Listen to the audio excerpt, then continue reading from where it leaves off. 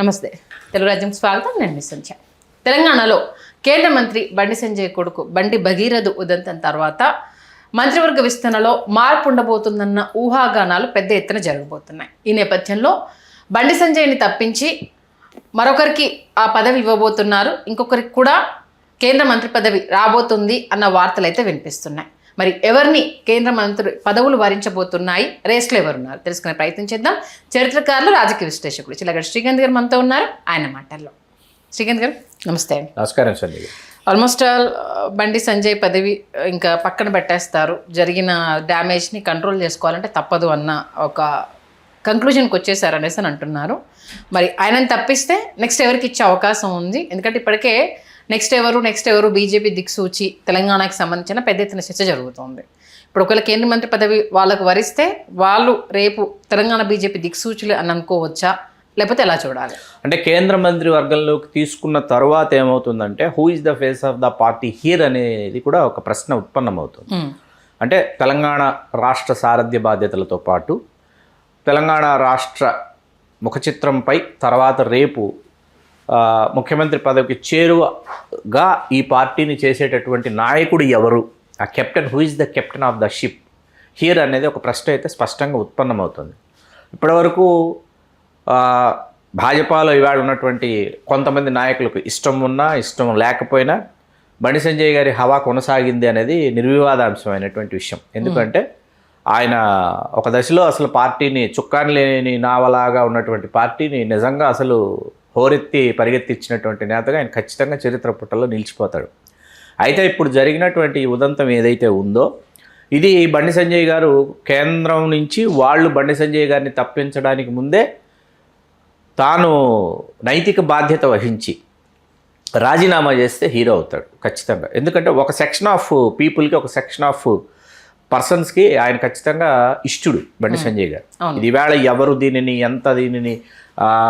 భగీరథ ఉదంతాన్ని బండి సంజయ్ గారికి ఆపాదించి బండి సంజయ్ గారి ప్రతిష్టను మసకబార్చాలని ఎవరు ఎంత ప్రయత్నించినా కూడా ఏంటంటే ఒక సెక్షన్ ఆఫ్ ది పీపుల్కి ఆయన ఇష్టుడు, ఆరాధ్యుడు, అందులో సందేహం లేదు. ఇప్పుడు సరే తప్పిస్తారు, లేకపోతే ఆయన రాజీనామా చేస్తారు.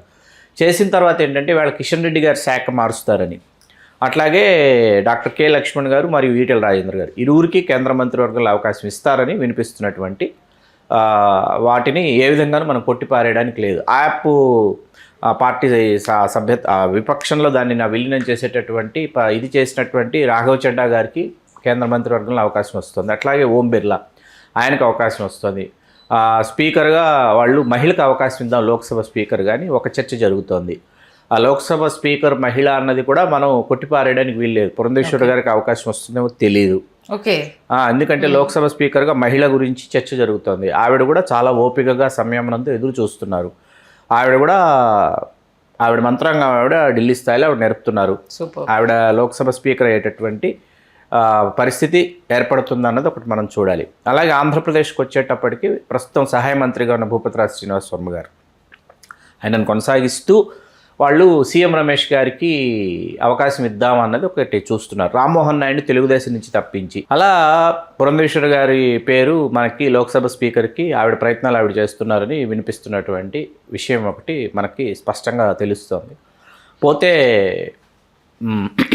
భూపతిరాజు శ్రీనివాస్ వర్మ గారిని కొనసాగిస్తూ సీఎం రమేష్ గారికి అవకాశం ఇస్తే ఎట్లా ఉంటుంది అన్నది ఒక చర్చ జరుగుతోంది. సీఎం రమేష్ గారికి అవకాశం ఇవ్వాలంటే తెలుగుదేశం నుంచి రామ్మోహన్ నాయుడిని తప్పించాలి. ఓకే, ఒకటే సామాజిక వర్గం కాబట్టి ఆయన్ని తప్పిస్తే కానీ సీఎం రమేష్ గారికి అవకాశం ఇవ్వటం కుదరదు. అదొక సమీకరణ. కాబట్టి తప్పించే అవకాశాలు ఉన్నాయి, తప్పించే అవకాశాలు ఉన్నాయి. తప్పించి అవకాశం ఇచ్చేటటువంటి పరిస్థితి సీఎం రమేష్ గారు ఆ విధంగా ఆయన పావులు ఆయన కదుపుతున్నారు. అంటే మనం ఒకసారి స్థూలంగా ఒకసారి చూసుకుంటే ఏంటంటే తెలుగుదేశం పార్టీ కూటమిలో తన బలాన్ని పెంచుకుంటూ వెళుతుంది అన్నది అర్థమవుతుంది. తెలుగుదేశం తన బలాన్ని కూటమిలో సీఎం రమేష్ గారు కేంద్ర మంత్రి అయినా, పురంధేశ్వరి గారు లోక్సభ స్పీకర్ అయినా తెలుగుదేశం బలం అమాంతంగా పెరిగినట్టు. రామ్మోహన్ నాయుడు గారిని తప్పించినప్పటికీ తెలుగుదేశం బలం మాత్రం పెరుగుతుంది. ఇక్కడ బండి సంజయ్ గారి విషయానికి వచ్చేటప్పటికి సామాజిక సమీకరణలలో భాగంగా ఏంటంటే సంజయ్ గారిని తప్పించి డాక్టర్ లక్ష్మణ్ గారికి అవకాశం ఇస్తే అదే సామాజిక వర్గానికి చెందిన లక్ష్మణ్ గారికి అవకాశం ఇచ్చినట్టు అవుతుంది. అట్లాగే ఈటెల రాజేంద్ర గారికి అవకాశం ఇస్తే వెనుకబడిన తరగతిలో ఆయన ముదిరాజ్ సామాజిక వర్గానికి చెందిన వ్యక్తి కాబట్టి ఆ సామాజిక వర్గం ఇటీవల కులగణనలో కూడా ముదిరాజ్ సామాజిక వర్గం చాలా నిర్ణయాత్మక పాత్ర పోషించేటటువంటి నియోజకవర్గాలు చాలా ఉన్నాయి. చాలా నియోజకవర్గాల్లో ముదిరాజ్ సామాజిక వర్గం నిర్ణయాత్మక పాత్ర పోషిస్తుంది, అభ్యర్థులు చేయాలన్న విషయం స్పష్టమైంది. కాబట్టి ముదిరాజ్ సామాజిక వర్గాన్ని చేర్చుకోవడానికి, దగ్గర తీసుకోవడానికి భాజపా ఒక కొత్త ఎత్తు వేసి ఈటల రాజేంద్ర గారికి అవకాశం ఇచ్చేటటువంటి పరిస్థితి ఉంది. లేదు లక్ష్మణ్ గారికి అవకాశం ఇవ్వలేదు, ధర్మపురి అరవింద్ గారికి అవకాశం ఇచ్చింది అంటే లక్ష్మణ్ గారిని ఖచ్చితంగా మనం రేపు ముఖ్యమంత్రి అభ్యర్థిగా రంగంలో చూడొచ్చు. లక్ష్మణ్ గారిని లేదు లక్ష్మణ్ గారికి ఈటల రాజేంద్ర గారికి ఇద్దరికి అవకాశం ఇచ్చిందని అనుకుందాం. ఇద్దరికి కేంద్ర మంత్రివర్గంలో అవకాశం ఇస్తే ముఖ్యమంత్రి ముఖ చిత్రం మీద ధర్మపురి అరవింద్ వస్తారు ముఖ చిత్రంలోకి. ఎందుకంటే మనకు చాలామందికి ఉత్తరప్రదేశ్కి యోగి ఆదిత్యనాథ్ గారు ముఖ్యమంత్రి అయ్యేంత వరకు చాలామందికి అంటే దిగువ స్థాయి ప్రజలకు కావచ్చు, లేకపోతే దిగువ స్థాయి రాజకీయ నాయకులకి, విశ్లేషకులకి, ఎవరికైనా అసలు యోగి ఆదిత్యనాథ్ గారు అంటే ఎవరో తెలియదు అసలు. వాస్తవానికి కింది స్థాయి వాళ్ళకి ఎవరికి అసలు ఆయన ఎవరో కూడా తెలియదు. ఆయన అతి పిన్న వయసులో లోక్సభ సభ్యుడయ్యాడని, ఆయన అప్రతిహతంగా గెలుస్తూ వస్తున్నాడని, ఆయన దైనందిన జీవితం కానీ అవన్నీ ఎవరికి అసలు తెలియదు. అట్లాంటి హీఈస్ వెల్ ఎడ్యుకేటెడ్ అని అవి ఏమీ తెలియదు. అట్లాంటిది ఒక్కసారి ఉత్తరప్రదేశ్ ముఖ్యమంత్రిగా యోగి ఆదిత్యనాథ్ గారిని చూసాం మనం.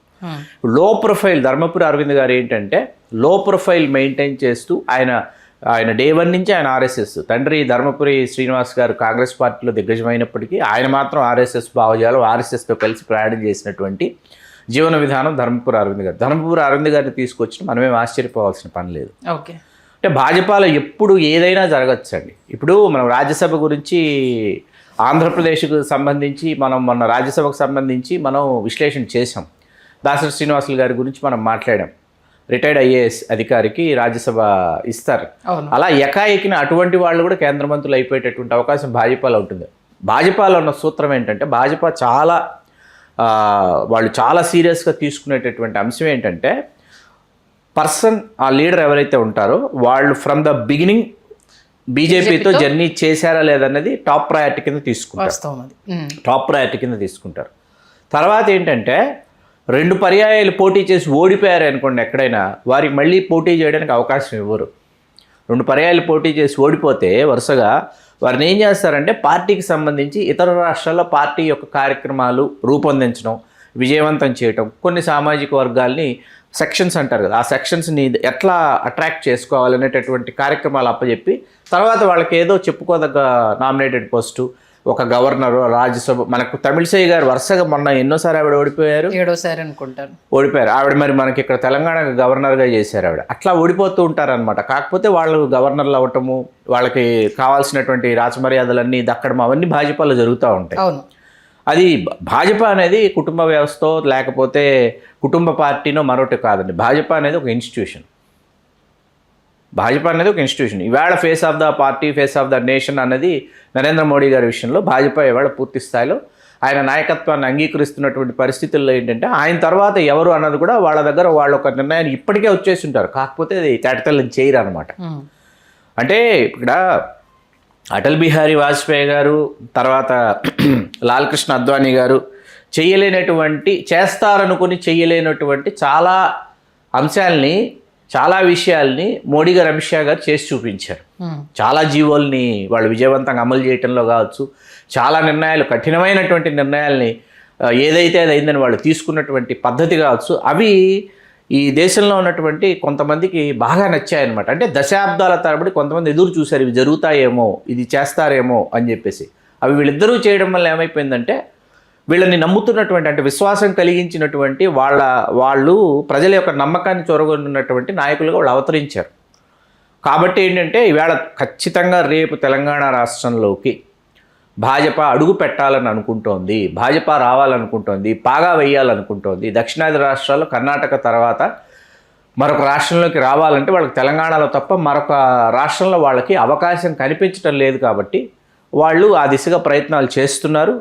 అదే స్థాయిలో వాళ్ళు ఏంటంటే తెరాస లేకుండా చేయాలి. తెరాసలో ఉన్నటువంటి బలమైన నాయకత్వం, ఫేసెస్ ఎవరైతే ఉన్నారో తెరాసలో ఉన్నటువంటి 1, 2, 3, 4 ఫేసెస్లో ఇంపార్టెంట్ ఫేసెస్ ఎవరైతే ఉంటే వారిని భాజపా వైపు ఆకర్షింపజేసుకుని వారికి పట్టం కడితే ఎట్లా ఉంటుందన్న ఒక ఆలోచన కూడా భాజపాకు ఉంది.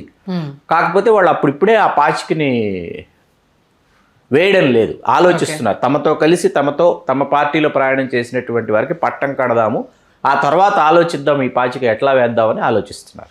ఆల్మోస్ట్ అయితే 2 ఆప్షన్స్ని ఇప్పటి వరకు సోషల్ మీడియాలో విస్తృతంగా స్ప్రెడ్ చేస్తుంది బీఆర్ఎస్ నుండి హరీష్ రావుని లాగే ప్రయత్నము లేదు, రేపు సీఎం రేవంత్ రెడ్డిని లాగేసి బీజేపీ వైపుగా సీఎం అభ్యర్థిగా 2 ఆప్షన్స్ని తన మీద తీసుకొస్తున్నారన్న వాదనలు వినిపిస్తున్నాయి. అటు హరీష్ రావు గారు మామ ఉండగా రాడు అనేది అది జగమెరిగిన సత్యం. ఎన్ని ఊహాగానాలు వచ్చినా మామ ఉండగా ఆయన పార్టీలో విభేదాలు కానీ పార్టీని విడిచి రాడు అన్నది కానీ అది జగమెరిగిన సత్యం. కానీ లాగే ప్రయత్నాలు చేస్తున్నారు. దీన్ని కొట్టిపారేయలేము, ఎట్టి పరిస్థితుల్లో కొట్టిపారేయలేము. ఎందుకంటే after KCR who is the face of the TRS అంటే కేటీఆర్ అన్నది ఇప్పటికే ఎస్టాబ్లిష్ చేసేసారు. కాబట్టి నా పరిస్థితి ఏంటని హరీష్ రావు గారు ఆలోచించిన రోజు ఖచ్చితంగా హరీష్ రావు గారి ఆలోచన మరొక విధంగా సాగేలాగా ఉంటుంది. ఎందుకంటే మరి తెలంగాణ రాష్ట్రంలో దాదాపు అన్ని జిల్లాల్లోనూ ఆయన వర్గం ఉంది, అన్ని ప్రాంతాల మీద ఆయనకు ఆధిపత్యం ఉంది, అన్ని చోట్ల ఆయన నాయకులతో చాలా సత్సంబంధాలు నెరుపుతున్నారు. కాబట్టి కొట్టిపారేయడానికి వీల్లేనటువంటి ఒక అంశం ఇది కూడా. చూద్దాం. మొత్తానికి బండి సంజయ్కి కొడుకు పోటు మామూలుగా తగలేదు సీరియస్గా. ఇది ఆయన ఇప్పటి వరకు నిర్మించుకున్న సామ్రాజ్యాన్ని ఎక్కిన కులదేయడం అనేది చాలా బాధాకరమైన విషయం. మరి రేపు బండి సంజయ్ గారి పాత్ర ఎలా ఉంటుంది చూడాలి. రోడ్డు ఎక్కుతారా, ఉద్యమిస్తారా, లేకపోతే ప్రజల తరఫున గళం వినిపిస్తారా, ఏం చేస్తారు అన్నది ఇది చాలా ఒకంత కాదు, చాలా కష్టకాలం బండి సంజయ్ గారికి, రాకూడని కష్టకాలం. దీన్ని ఆయన ఎట్లా అధిగమిస్తారన్నది చూడాలి. ఎందుకంటే ఇప్పుడు రోడ్డు ఎక్కే పరిస్థితి లేదు, ఎందుకంటే వేరే విషయంలో అంటే అంటే అట్లా కాదు. మీకు ఇక్కడ కాంగ్రెస్ పార్టీ మీద అంటే మీకు ఇక్కడ రేవంత్ రెడ్డి గారి ప్రభుత్వం పట్ల వ్యతిరేకత ఉన్నటువంటి ప్రజానీకం, తెలంగాణ ప్రజానీకం అనుకుందాం కాసేపు. మరీ ముఖ్యంగా నగరంలో రియల్ ఎస్టేటు పడకేసింది, తర్వాత హైడ్రా కావచ్చు, మరొకటి కావచ్చు, రేవంత్ రెడ్డి గారి మీద ఉన్నటువంటి కోపతాపాలు ఏవైతున్నాయో ఆ భావోద్వేగాల మీద బండి సంజయ్ గారు ఆయన ప్రయాణాన్ని ఆయన మొదలుపెట్టినా కూడా ఆయన ఇందాక మనం చెప్పినట్టు ఒక సెక్షన్ ఆఫ్ పీపుల్గా ఆయన హీరో అండి, ఒక సెక్షన్ ఆఫ్ పీపుల్కి ఆయన లీడర్. దాన్ని ఎవరు కొట్టిపారేయలేరు.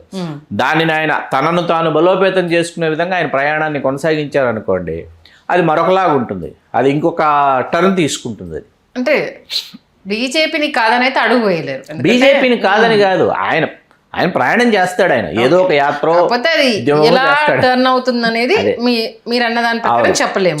అంటే పార్టీకి ఇంకా ఇతనే దిక్సూచి అనే స్థాయికి అది వెళ్ళిపోతుందా, లేకపోతే పార్టీ పట్టించుకోలేని పరిస్థితి వస్తుందా? రెండు ఉంటాయి. చూద్దాం. మరి కేంద్ర మంత్రివర్గ విస్తరణ అనేది రేపు తెలంగాణ రాష్ట్రంలో ఏ మలుపు తిప్పబోతుంది అనేది మంచి విశ్లేషణ అందించారు. ధన్యవాదాలు. ధన్యవాదాలు సంజయ్ గారు.